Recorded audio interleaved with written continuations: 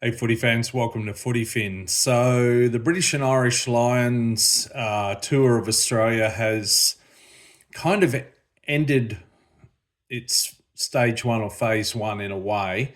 The Lions have now played all four Australian Super Rugby Pacific teams. They have completed a clean sweep of those four sides, as you would expect in the circumstances. The best players from four, from Ireland, Scotland, Wales, England, up against depleted Super Rugby Pacific teams who have finished their season and are missing their best players who are away at Wallabies camp. You really wouldn't expect much different. Of course, the Brumbies did beat the Lions 12 years ago in Canberra.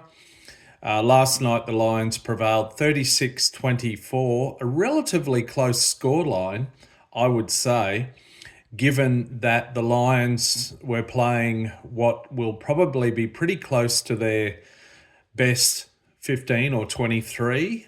Most of those men who played in Canberra last night will take the field in the first test against the Wallabies in Brisbane next Saturday, I would think.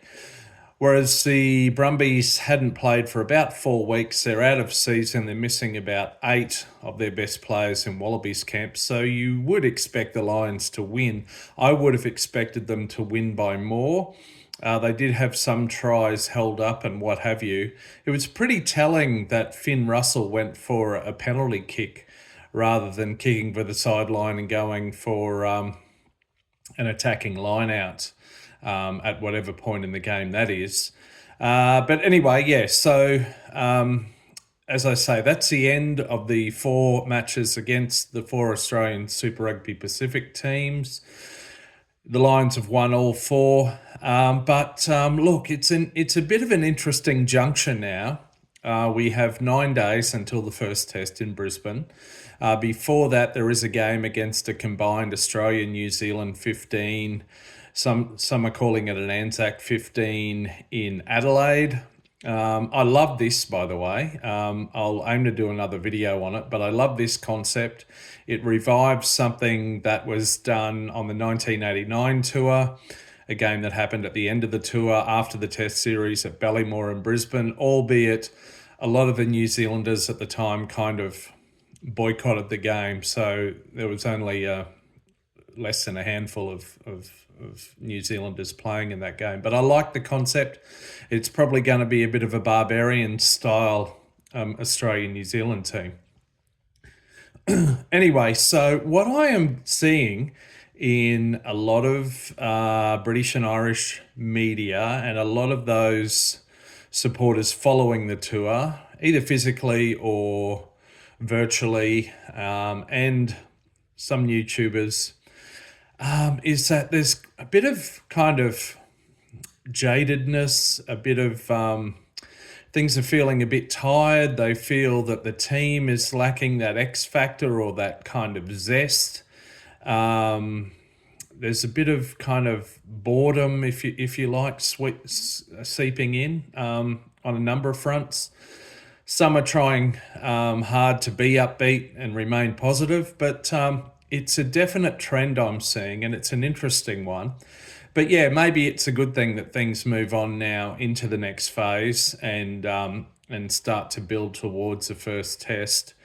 I believe the Wallabies are going to name their squad for the series tomorrow, Friday. That will be very interesting to see, including hints as to who may be the starting fly half and which fly halves are in that squad.